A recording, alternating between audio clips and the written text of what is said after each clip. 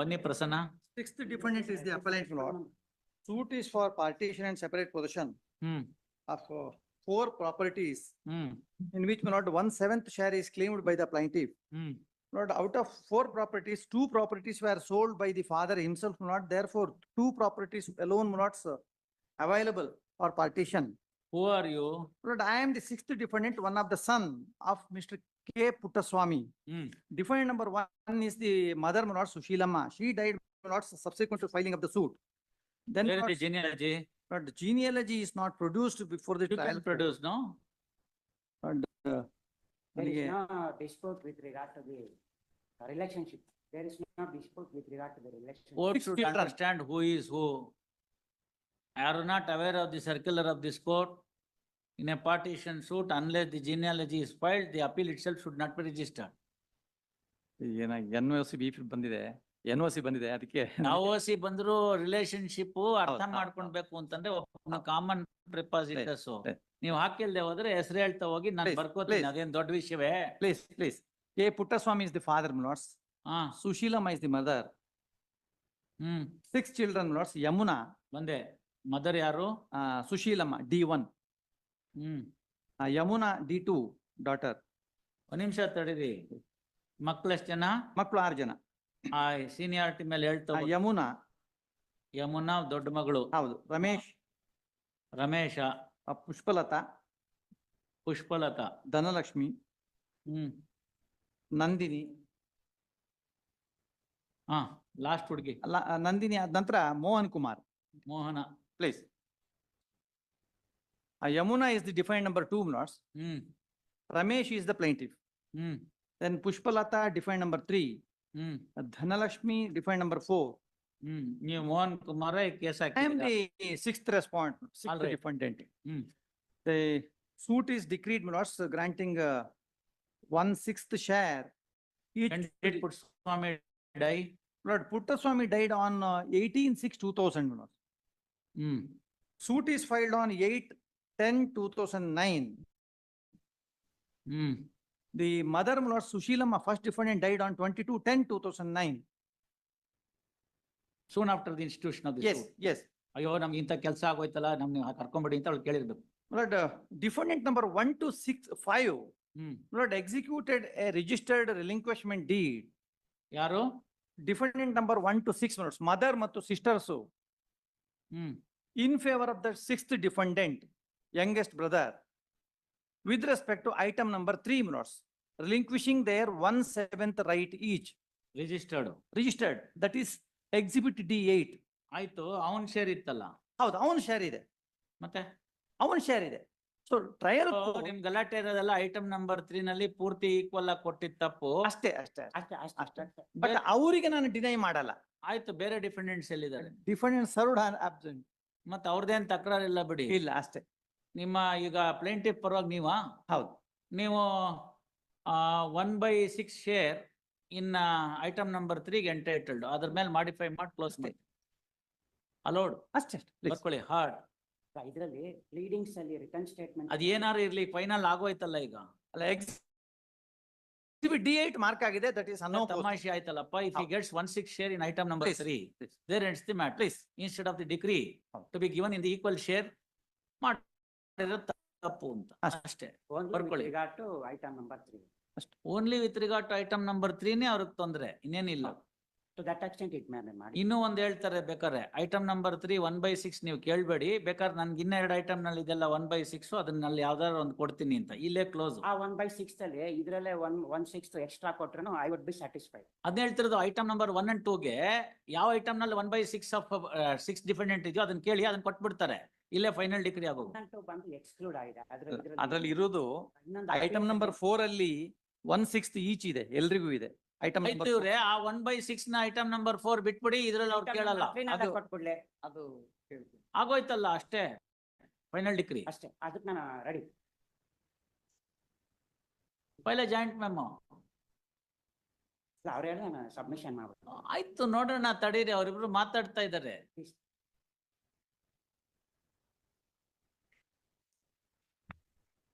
ಹೂಂದಾಯ್ತು ಪ್ರಸನ್ನ, ಬಿಡಿ. ಹೂಂದಾಯ್ತು, ಅವ್ರಿಬ್ರು ಹೂಂದಿದ್ದಾಯ್ತು, ನಾನು ನೋಡ್ತಾ ಇದ್ದೀನಿ. ಅಲ್ಲ ನಾನು ಮತ್ತೆ ನನ್ನಲ್ಲಿ ಆಫೀಸಲ್ಲಿ ಬಂದು ಮತ್ತೆ ಕೇಳಬಾರ್ದು, ಅದಕ್ಕೋಸ್ಕರ ಈಗಲೇ ಸೆಕೆಂಡ್ ಟೈಮ್. ಹೊರಗಡೆ ಇದೆಯಲ್ಲ. ನಾ ಹೇಳ್ತೀನಿ ಬಿಡಿ, 160 ಶೇರು ಇದ್ರಲ್ಲೇ ಕೊಡ್ತಾರೆ. ಈಗ ನೀವಿರೋ ಅವ್ರು ಮನೆ. ಮಾತಾಡಿ. ಅದಕ್ಕೆ ನಾನು ಹೇಳಿದ್ದೀನಿ ಸರ್, ಕೊಡಿ. ಇದ್ರಲ್ಲೂ ಇವ್ರು ಎದುರುಗಡೆ ಇರೋದು ಬರಲ್ಲ. ರಮೇಶ ತಾವಾ ಹೌದು ಒಂದ್ ನಿಮಿಷ ಕೇಳಿ. ಐಟಮ್ ನಂಬರ್ 3 ಅನ್ನೋದು ಏನು ಅಂತ ಗೊತ್ತಿದ್ಯಾ ತಮ್ಗೆ? ಐಟಮ್ ನಂಬರ್ 3 ಅಂತಂದ್ರೆ 6/A ಅಂತಿದ್ಯಲ್ಲ ಹೌದು ಮನೆ, 25/40. ಹಾ. ಆ 6/A ಮನೆಯಲ್ಲಿ ನಿಮ್ಗೆ 1/6 ಭಾಗ ಇದೆ ಈ ಹಕ್ಕು, ಆಯ್ತಲ್ಲ? ಯಾಕೆಂದ್ರೆ ಮಿಕ್ಕಿದ್ದು ನಿಮ್ಮ ತಾಯಿ ಮತ್ತೆ ಅಕ್ಕಂದ್ರೆಲ್ಲಾರ್ನು ಅವನ್ ಪರವಾಗಿ ಬಿಟ್ಬಿಟ್ಟಿದ್ದಾರೆ. ಯಾರ ಪರವಾಗಿ? ಮೋಹನನ್ ಪರವಾಗಿ ಬಿಟ್ಬಿಟ್ಟಿದ್ದಾರೆ, ಆಯ್ತಲ್ಲ? ಅದೇ ತರ ಐಟಮ್ ನಂಬರ್ 4ರಲ್ಲಿ ನಿಮಗೂ 1/6 ಇದೆ. ಅದ್ಯಾವ್ದು ಅಂತಂದ್ರೆ ಮನೆ ನಂಬರ್ 37, 15 ಅಡಿ, 27 ಅಡಿ ಇದೆಲ್ಲ ಅದಕ್ಕೆ. ಸೊ ಅದರಲ್ಲಿರೋ ರೈಟ್ ನ ಮೋಹನ ಬಿಡ್ತಾನೆ, ನೀವು ಈ ಮನೆ ಇದೆಯಲ್ಲ ಮೋಹನಂದು 6/A, ಅದ್ರಲ್ಲಿ ನೀವು ನಿಮ್ ಶೇರ್ನ ಬಿಟ್ಬಿಡೋದು ಅಂತ. ಅದ್ರಲ್ಲಿ ಅವ್ನ್ ಕೇಳೋದಿಲ್ಲ, ಇದ್ರಲ್ಲಿ ಇವ್ನ್ ಕೇಳೋದಿಲ್ಲ. ಹಂಗಲ್ಲ, ಆ 160 ಶೇರ್ ಇದೆಯಲ್ಲ ಸ್ವಾಮಿ, ಆ 160 ಶೇರ್ನ ಇದ್ರಲ್ಲಿ ಎಕ್ಸ್ಟ್ರಾ ಆಡ್ ಮಾಡಿ ಕೊಟ್ರೆ ಆಯ್ತು. ಯಾವ್ದ್ರಲ್ಲಿ extra? Item number 3. Item number 3 ನಲ್ಲಿ ಕೊಡಕ್ ಬರಲ್ಲ. 3 ಪೂರ್ತಿ ಒಬ್ಬರಿಗೆ ಇರ್ಬೇಕು ಅಂತ ಗಲಾಟೆ ಬಿಡ್ಬೇಕು ಅಂತ, ಹಂಗಾಗಿ ಅವ್ನ್ ರಿಲಿಂಕ್ವಿಶ್ಮೆಂಟ್ ಡೀಡ್ ಮಾಡಿಸ್ಕೊಂಡಿದ್ದು. ಐಟಮ್ ನಂಬರ್ 3 ಇದೆಯಲ್ಲ, ಅದು ಇವ್ರಿಗೆ ಇರ್ಲಿ ಸ್ವಾಮಿ. ಯಾಕಂದ್ರೆ ಇವ್ರಿಗಿರ್ಲಿ ಅಲ್ಲ, ಇರೋದು ಅವ್ರೆಲ್ಲಾರನು ಅವ್ನ್ ಪರವಾಗಿ ಬಿಟ್ಟಿದ್ದಾರೆ. ಬಿಟ್ಟಿದ್ರೆ 160 ಶೇರ್ ಇರ್ತಾರೆ ಸ್ವಾಮಿ. ಆ 160 ಶೇರ್ನ ನೀವು ತಗೊಳ್ಳಿ, ಬಚ್ಚಲ್ ಮನೆ ಬರುತ್ತೆ ತಗೊಳ್ಳಿ. ಅದಲ್ದೇನೆ 160 ಶೇರ್. ಅರೆ ಬಚ್ಚಲ್ ಮನೆ ಮಾತ್ರ ಬರುತ್ತೆ 1/6ಗೆ. ಬೇಡ, ಅದ್ರಲ್ಲಿ ನಮ್ಗೆ 1/6 ನೀವು ನಮ್ಗೆ ಬಚ್ಚಲ್ ಮನೆ ಕೊಡಿ, ಇದ್ರಲ್ಲಿ ನೀವು ಬಚ್ಚಲ್ ಮನೆ ನಾವು ಕೊಡ್ತೀವಿ ಅಷ್ಟೇ. ಅದನ್ನ ಫೈನಲ್ ಡಿಗ್ರಿ ಜನ್ಮ ಮುಗಿಯಲ್ಲ. ಅಂದ್ರೆ ಇದ್ರಲ್ಲಿ ನೀವು ಬಿಟ್ಕೊಟ್ರೆ ನಿಮ್ಗೆ ಅದ್ರಲ್ಲಿ ಅವ್ರು 160. ವಕೀಲ್ರೆ ಸ್ವಲ್ಪ ಬಿಡಿ, ಹಂಗ್ ಮಾಡಕ್ ಹೋಗ್ಬೇಡಿ ಅಣ್ಣಯ್ಯ. ಇದು 6/A ಒಂದ್ ನಿಮಿಷ ಹೇಳ್ತೀನಿ ಕೇಳಿ. ನಿಮ್ಗೆ ಇಷ್ಟ ಇದ್ರೆ ಮಾಡ್ಕೋಬಹುದು, ತಪ್ಪಿಲ್ದೇ ಇದ್ರು ಏನೋ ತೊಂದ್ರೆ ಇಲ್ಲ, ಬಲವಂತ ಇಲ್ಲ. ಕೇಳಿ ಒಂದೇ ಒಂದು ಹೇಳಿ. ಮೈಕಲ್ ಹೇಳಿ. ಕಟ್ಟಿರೋದು 87 ಅಲ್ಲಿ ಎಲ್ಲ ನಾವು ನಮ್ಮ ತಂದೆಯವರು. ಇವ್ನ್ ಕೆಲ್ಸಕ್ಕೆ ಹೋಗಕ್ ಸ್ಟಾರ್ಟ್ ಮಾಡಿರೋದೇ 2000 ಇಸ್ವಿನಲ್ಲಿ. 87 ಅಲ್ಲಿ ಇವ್ನ್ ಏನ್ ಖರ್ಚು ಮಾಡಿ ಆ ಮನೆನಾಗೆ ಏನು ಕೆಲಸ ಮಾಡಿಲ್ಲ. ಈ ಮನೆ ಕಟ್ಟಿರೋದು ಫುಲ್ ಕೆಲಸ, ವುಡ್ ವರ್ಕ್, ಇಂಟೀರಿಯರ್ ಎಲ್ಲ ನಮ್ದೇ ಕೆಲಸ ಆಗಿರೋದು. ನಾನ್ ಮರಗೆಲ್ಸ ಮತ್ತೆ ಇಂಟೀರಿಯರ್ ಎಲ್ಲ ಮಾಡ್ತೇನೆ, ಎಲ್ಲ ನಾನ್ ದುಡ್ಡು ಖರ್ಚು ಮಾಡಿ. ಆದ್ರೆ ತಂದೆ ಹೆಸರಲ್ಲಿ ಕ್ವಾರ್ಟರ್ಸ್ ಇರೋದು. ಇವಂದೇನು ನಮ್ಮ ಮನೆಯಲ್ಲಿ ₹1 ಏನಾಗಿಲ್ಲ. ಅವರು ತಂದೆ ಸತ್ತ ತಕ್ಷಣನೇ ಇವನ್ ಏನ್ ಮಾಡ್ದ, ಎಲ್ಲಾರನು ಕರ್ಕೊಂಡೋಗಿ, ಅಮ್ಮ ಒಬ್ರು ಇದ್ರಲ್ಲ ಕರ್ಕೊಂಡೋಗಿ ಎಲ್ಲ ಅವತ್ತು ತಿಥಿನೇ ಆಗಿಲ್ಲ ಅಷ್ಟ್ರೊಳಗಡೆನೆ ರಿಜಿಸ್ಟ್ರೇಷನ್ ಮಾಡ್ಕೊಂಡಿದ್ದಾರೆ. ಏನ್ ಮಾಡ್ಬೇಕು? ಏನು ಮಾಡ್ಬೇಡ ನೀನು. ಹಾ. ಆ ಮನೆಯಲ್ಲೂ 1/6, ಈ ಮನೆಯಲ್ಲೂ 1/6 ಇರುತ್ತೆ, ತಗೊಳ್ಳಿ, ಬರ್ಕೊಳ್ಳಿ ಹಾಡ್. ಅದೇನ್ ಇವತ್ತಿಗೆ ಮುಗಿಯಲ್ಲ, ಅದಾದ್ಮೇಲೆ ಇದೇನ್ ಇವತ್ತಿಗೆ ಮುಗಿಯಲ್ಲ. 1/6 ಕೊಟ್ರೆ ಆ 1/6 ಅಂದ್ರೆ ಒಂದ್ ಕಿಟಕಿನೋ ಒಂದ್ ಬಾಗ್ಲೋ ಬರುತ್ತೆ ನಿಮ್ಗೆ. ಸುಮ್ನೆ ಇರಿ ವಕೀಲ್ರೆ, ಹಂಗ್ ಮಧ್ಯ ಮಾತಾಡ್ಬಾರ್ದು.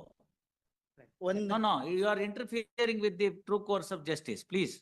ನಮ್ ತಂದೆಯವ್ರು ಮಾಡಿದ್ದು ಇಬ್ರು ಮಕ್ಳಿಗೆ ಈ ಮನೆ ನನ್ನ ಅವರು ಇಲ್ಲಿ ಕೇಳಿ ಈಗ. ಇವ್ರೇನ್ ಮಾಡಿದ್ರು? ಆಯ್ತು ಇವ್ರೆ, 6/A ಮನೆ ಇದೆಯಲ್ಲ, ಅದ್ ನಾನು ಇಟ್ಕೋತೀನಿ. ಅದ್ರಲ್ಲಿ ನಿಮ್ಗೆ 1/6 ಶೇರ್ ಬರ್ಬೇಕು. ನೀವು ಈ 6/A ಮನೆನ ಮಾರಾಟಕ್ಕಿಡ್ಬೇಕು. ಮಾರಾಟಕ್ಕಿಟ್ರೆ ಕೇಳಿ, ಮಾರಾಟಕ್ಕಿಟ್ರೆ ಅವರು ಆವಾಗ ನಾನೇ ಕೊಂಡ್ಕೋತೀನಿ ಅಂದ್ರೆ ಬಂದಿದ್ದ ದುಡ್ಡು ಒಳಗಡೆಗೆ 1/6 ಆಯ್ತಲ್ಲ. 1/6 ಅಂತಂದ್ರೆ 100ರಲ್ಲಿ 6 ಭಾಗ ಬರ್ಬೇಕು ಅಂತ ಇಟ್ಕೊಳ್ಳಿ ನಿಮ್ಗೆ. ಆ ತರ 1/6 ಅದನ್ನ ನಿಮಗ್ ದುಡ್ಡು ಕೊಡ್ತಾರೆ. ಇಲ್ದೇರೆ ಜಾಗನೇ ಬೇಕು ಅಂದ್ರೆ 20/30 ಇರ್ತು ಅಂತಂದ್ರೆ ಅದನ್ನ 6 ಭಾಗ ಮಾಡಿದ್ರೆ ಒಂದಿಷ್ಟುದ್ದ ಲಂಗೋಟಿ ಪಟ್ಟೆ ಬಂದಂಗ್ ಬರುತ್ತೆ ಜಾಗ.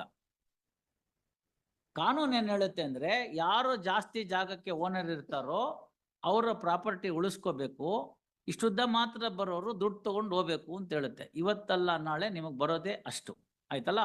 ಅದೇ ರೀತಿ ಮೋಹನಂಗೆ ಇನ್ನೊಂದ್ ಜಾಗ ಇದೆಯಲ್ಲ, 4ನೇ ಐಟಮ್ ಅಂತ, 15/6, 37 ನಂಬರು, 15/27 ಅಡಿ ಅಂತ, ಅದ್ರಲ್ಲಿ ಅವನಿಗೆ ಬರೋದು ಅದೇ ಪೀಸೆ, ಗೊತ್ತಾಯ್ತಲ್ಲ? ಇನ್ನು ಬೇರೆ ಹೆಣ್ಮಕ್ಳಿಗೆ ಬರೋದು ಅಷ್ಟಷ್ಟು ಉದ್ದ ಪೀಸೆನೇನೆ. ಅದು 15/6ನ 15 ಅಡಿಗೆ 27 ಅಡಿನ ಯಾರನ್ನು ಈಕ್ವಲ್ ಆಗಿ ಮಾಡ್ಕೊಳಕ್ ಆಗಲ್ಲ. ಇವತ್ತಲ್ಲ ನಾಳೆ ಅದನ್ನ ಮಾರ್ಬೇಕು. ಮಾರ್ಬಿಟ್ಟು ಬಂದಿದ್ದ ದುಡ್ಡಲ್ಲಿ 1/6 ನೀವು ಉಳಿಸ್ಕೊಳ್ಳಿ, ಅದನ್ನ ಉಳಿಸ್ಕೊಳ್ಳಿ. ಇದ್ರಲ್ಲಿ ಬಂದಿದ್ದಕ್ಕೆ ಸಾಕಾಗ್ಲಿಲ್ಲ ಅಂದ್ರೆ ಇದ್ರಲ್ಲಿ ಒಂಚೂರು ದುಡ್ಡು ಕೊಡಿಸ್ತೀನಿ. ಇದ್ರಲ್ಲಿ ಬರೋ 1/6 ಏನಿದೆ ಐಟಮ್ ನಂಬರ್ 3ಅಲ್ಲಿ ನಮಗ್ ಬರ್ಬೇಕು ಸ್ವಾಮಿ. ಬರಲ್ಲ ಬಿಡಿ, ಆಯ್ತಲ್ಲ? ಬರ್ಕೊಳ್ಳಿ ಹಾಡ್. Shri heard Shri. ಆಯ್ತು. ಅಲ್ಲ ಇವಾಗ ತಾವು ಹೇಳಿದ್ರಲ್ಲ ಅದು ಎಕ್ಸ್ಟ್ರಾ ಈಗ ಆ ಕಡೆ ಮನೆಯಲ್ಲಿ ನಿಮ್ಗೆ ಕೊಡಿಸ್ತಾರೆ. ಇವಾಗ ನೀವು ಇದಿರಲ್ಲ ಸೆಕೆಂಡ್ ಫ್ಲೋರ್ಗೆ, ಅದ್ರದ್ದು ಸ್ವಲ್ಪ ಎಕ್ಸ್ಟ್ರಾ ದುಡ್ಡು ಕೊಡಿಸ್ತಾರೆ, ಅದ್ರಲ್ಲಿ ನಿಮ್ಗೆ ಬರುತ್ತೆ. ಅದಕ್ಕೆ ನೀವು ಓಕೆನಾ? ಅದನ್ನ ಸಾಹೇಬ್ರು ಹೇಳ್ತೀರಾ, ನಿಮ್ಗೆ ಅರ್ಥ ಮಾಡ್ಕೊಳ್ಳಿ. 2:30 ಕರೀರಿ. ಅಲ್ಲಿ ಹೋಗಿ ಮೇಲ್ಗಡೆ ಗಣೇಶನ್ ಮಂಗಳಾರತಿ ಆಗುತ್ತೆ, ಪ್ರಸಾದ ತಗೊಂಡ್ ಬನ್ನಿ, ಏನಾರು ಒಳ್ಳೆ ಬುದ್ಧಿ ಆಯ್ತು. ಆಯ್ತು ಮಹಾಸ್ವಾಮಿ. ಮತ್ತೆ ಮಾತಾಡ್ಕೊಂಡ್ ಬನ್ನಿ ಅದೇನು ಅಂತಲ್ಲ. Prasanna, Please, please. see 1/6 share in item number 3 ಹೌದು. is not equal into 1/6 in item number 4. ಹೌದು. So you may have to pay some money Fair. ಇರೋ ಮನೆ for the difference. ಹೌದು. 1/6 in item number 4 you are giving up, ಕೊಡಿಸ್ತಾರೆ. and you are buying 1/6 share of his share in item number 3. Yes. Whatever is the difference in value that you pay. ಅಲ್ಲಿ ಏನಂದ್ರೆ ಅಲ್ಲಿ internal arrangement ಇದೆ, ಅಕ್ಕಂದ್ರು ಮತ್ತು ಇವರಿಗೆ ಸ್ವಲ್ಪ internal arrangement. ಏನಾದ್ರು ಹಾಕೊಳ್ಳುತ್ತೆ, ಸ್ವಲ್ಪ ಕೇಳಿ. Please. ನಿಮ್ಗೆ ಈ ಐಟಮ್ ನಂಬರ್ 3 ಎಕ್ಸ್ಕ್ಲೂಸಿವ್ ಆಗಿ ಬೇಕು ಅಂತ. ಬಂದ್ಬಿಟ್ಟಿದೆ ಈಗಾಗ್ಲೇ. ಹೌದು. ಆದ್ರೆ ನಿಮ್ಮ ಎಲ್ಲ 5 ಜನ ಕೊಟ್ಟೆ, ತಾಯಿ ಮತ್ತೆ ಅಕ್ಕಂದ್ರೆಲ್ಲ ಕೊಟ್ಟಿದ್ರು ಕೂಡ ಇವರ ಶೇರ್ ಬರ್ಲಿಲ್ಲ, ರಮೇಶ್ ಅವ್ರ ಶೇರ್. ಹೌದು. ಹೌದು. ರಮೇಶ್ ಅವ್ರ ಶೇರ್ನ ನೀವು ಈಗ ಬೈ ಮಾಡಬೇಕು. You have to buy his share. ಆಯ್ತಲ್ಲ? ಸೊ ಅದನ್ನ ಕೊಂಡ್ಕೊಳ್ಳೋ ಕಾಲಕ್ಕೆ ಅದೇ ತರಹ ನಿಮ್ಗೆ ಐಟಮ್ ನಂಬರ್ 4ರಲ್ಲಿ 1/6 ಶೇರ್ ಇದೆ. ಆ 1/6 ಶೇರ್ನ ಅವ್ರಿಗೆ ಬಿಟ್ಬಿಡ್ತೀರಿ ಅಂತ ಇಟ್ಕೊಳ್ಳಿ, in favour of this gentleman. So 2/6 share ಆಯ್ತು ಅವ್ರಿಗೆ. ಅವ್ರು ಆಮೇಲೆ ಅಕ್ಕಂದ್ರ ಜೊತೆ ಮಾತಾಡ್ಕೋತಾರೆ, ಆ ಮನೆ ಉಳಿಸ್ಕೊಳ್ಳುವಾಗ ಅದೇನ್ ಮಾಡ್ಬೇಕು, ಅವ್ರಿಗೆ ಹಣನೋ ಕಾಸೋ ಕೊಟ್ಕೋತಾರೆ. ಅಕ್ಕ ಈಗ ತಾಯಿ ಇಲ್ಲ, ಅದರಿಂದೆಲ್ಲ 1/5 ಶೇರ್ ಆಗುತ್ತೆ. ತಾಯಿದೂ ಈಕ್ವಲೆಂಟ್ ಆಗಿ ಎಲ್ರಿಗೂ ಹೋಗುತ್ತೆ. ಸೊ ಈಗ ಬರೋದು 1, 2, 3, 4, 5. 5 ಒಂದು 6 ಶೇರ್ ಬರುತ್ತೆ. 6 ಶೇರ್ ನೊಳಗೆ 1/6 ಶೇರ್ನ ನೀವು ಕೊಡ್ತೀರಿ, ಅವ್ರು 2/6 ಶೇರ್ ಆಗುತ್ತೆ. ಇನ್ 4 ಜನದ ಹತ್ರ ಏನ್ ಬೇಕೋ ಕೇಳ್ಕೊತಾರೆ. ಯಮುನಾ, ಪುಷ್ಪಲತಾ, ಧನಲಕ್ಷ್ಮಿ, ನಂದಿನಿ. ಅಮ್ಮ ನೀವೆಲ್ಲ ಚೆನ್ನಾಗಿದ್ದೀರಿ, ನಿಮ್ಗೆ ಏನೇನ್ ಬೇಕೋ ಎಲ್ಲ ಹೇಳ್ಬಿಡಿ, ನಾನು ಕೊಟ್ಬಿಡ್ತೀನಿ ಅಂತ. ಅದು ಐಟಮ್ 4 ಆಯ್ತು. ಅಷ್ಟು ಮಾಡಿದ್ರು ಕೂಡ ಐಟಮ್ ನಂಬರ್ 4 ಪ್ರಾಪರ್ಟಿ ಚಿಕ್ಕದಿದೆ. ಈಕ್ವಲೈಸ್ ಮಾಡೋದಕ್ಕೆ ಏನಾರು ಬ್ಯಾಲೆನ್ಸ್ ಮಾಡ್ಬೇಕಾದ್ರೆ, ಬ್ಯಾಲೆನ್ಸ್ ಮಾಡೋದಕ್ಕೆ 1/6 ಶೇರ್ ಆಫ್ ಐಟಮ್ ನಂಬರ್ 3 ಎಷ್ಟು ವ್ಯಾಲ್ಯೂ ಆಗಬಹುದು ಅಂತ ಕೂತ್ಕೊಂಡು ಒಂದು ಅಂದಾಜ್ ಮೇಲೆ ಲೆಕ್ಕ ಮಾಡಿ. ಸರಿ. 1/6 ಶೇರ್ ಇನ್ ಐಟಮ್ ನಂಬರ್ 4 ಏನಾಗುತ್ತೆ ಅನ್ನೋದನ್ನ ಮಾಡಿ. ಸರಿ. ಫಾರ್ ಎಕ್ಸಾಂಪಲ್, ಇದು ಎಕ್ಸಾಂಪಲ್ ಅಷ್ಟೇ. ಐಟಮ್ ನಂಬರ್ 4 ಅಲ್ಲಿ 1/6 say if it is valued at 10 lakhs, and item number 3 ನಲ್ಲಿ if it is 20 lakhs, then you will have to pay balance 10 lakhs. I am saying it's only an example, not the real value. So 1/6 share representing in item number 3, when you want to buy in lieu of 1/6 share in item number 4, balance amount difference amount we have to you have to pay. Offer. The difference amount you will have to pay. ಅಲ್ಲಿ ಏನಾಗಿದೆ, item number 4 ಅಲ್ಲಿ ಅಕ್ಕಂದ್ರು ನಮಗೆ release deed ಬರೆದು ಕೊಟ್ಟಿದ್ದಾರೆ, ಅದಕ್ಕೂ ಕೂಡ, but that was unregistered, mark ಆಗ್ಲಿಲ್ಲ ಅಷ್ಟೇ. ಬೇರೆ ಅದಿದ್ರೆ ಅವ್ರಿಗೆ ಬಿಟ್ಬಿಡಕ್ ಕೇಳಿ ಅವ್ರಿಗೆ. ಅದನ್ನ ಇಲ್ದರೆ ಎಲ್ಲ ಹೇಳ್ತೀನಿ, ಐಟಮ್ ನಂಬರ್ 4 ನಿಂಗೆ ಬಿಟ್ಕೊಟ್ಬಿಡ್ತೀನಿ, ನಾವ್ ಯಾರು ಕೇಳಲ್ಲ. ನಂದಿನಿ, ಯಮುನಾ, ಪುಷ್ಪಲತಾ, ಧನಲಕ್ಷ್ಮಿ ಯಾರು ಕೇಳೋದಿಲ್ಲ, ನೀನೇ ಇಟ್ಕೋ ಐಟಮ್ ನಂಬರ್ 4. ಗೊತ್ತಾಯ್ತಲ್ಲ? ಹೆಂಗೋ ಅನ್ರಿಜಿಸ್ಟರ್ಡ್ ರಿಲೀಸ್ ಇದೆ, ಐಟಮ್ ನಂಬರ್ 3 ನನಗೆ ಬಿಟ್ಬಿಡು ಅಂತ ಕೇಳಿ. ಅಲ್ಲಿಗೆ 3 ಒಬ್ಬನ್ ತಮ್ಮಂಗಾಗತ್ತೆ. ನಂಗೆ ಕನ್ವಿನ್ಸ್ ಮಾಡೋದು ಕಷ್ಟ ಆಗ್ಬಿಡುತ್ತದೆ ಅವರಿಗೆ. ಕಷ್ಟ ಆಗತ್ತೆ ಅಂದ್ರೆ ಅವ್ರಿಗೆ ಏನಾರು ಅರ್ಶನ ಕುಂಕುಮ ಕೊಡ್ಬೇಕು ಅಂದ್ರೆ ಅನ್ರಿಜಿಸ್ಟರ್ಡ್ ಡೀಡು ನೀವೇ ಕರೆದು ಕೊಡಿ. They are good terms with that gentleman. They are in good ನೀವು ಇರ್ಬೇಕಾಗಿತ್ತು, ಬೇಡ ಅಂದ್ವಾ? ನಾಗರ ಪಂಚಮಿ ಕರೆದು 100 ರೂಪಾಯಿ ಹೊರಗಡೆ ಕೊಟ್ಟಿದ್ರೆ ನಿಮ್ಗೂ ಬರ್ಕೊಡ್ತಿದ್ರು ಅವರು. ನೀವು ಹೋಗಿ ಎಲ್ಲೇ ಅಂದಿ, ಅವನು ತೋರಿಸ್ದ ಅವ್ರ ಹತ್ರ ಹೋಗಿ. ಯಾವತ್ ನೀವು ಕರೆದಿನ ಕರ್ಸ್ಬಿಟ್ಟು ಯಾವ್ದಾದ್ರು ಫಂಕ್ಷನ್ ಅಲ್ಲಿ ಅವ್ರಿಗೊಂದು ರೇಷ್ಮೆ ಸೀರೆ ಕೊಟ್ಟಿದ್ದೀರ ಹೇಳಿ? ಕೊಟ್ಟಿಲ್ಲ. ಅದಕ್ಕೋಸ್ಕರ ಅವ್ರು ಚೆನ್ನಾಗಿದ್ದಾರೆ. ಮಧ್ಯಾಹ್ನ 2:30 ಆಗ್ಬೋದು. we'll dispose of. Otherwise also I'll declare that and then dispose of. Please. You work out in final decree. ಆಗ್ಬೋದು.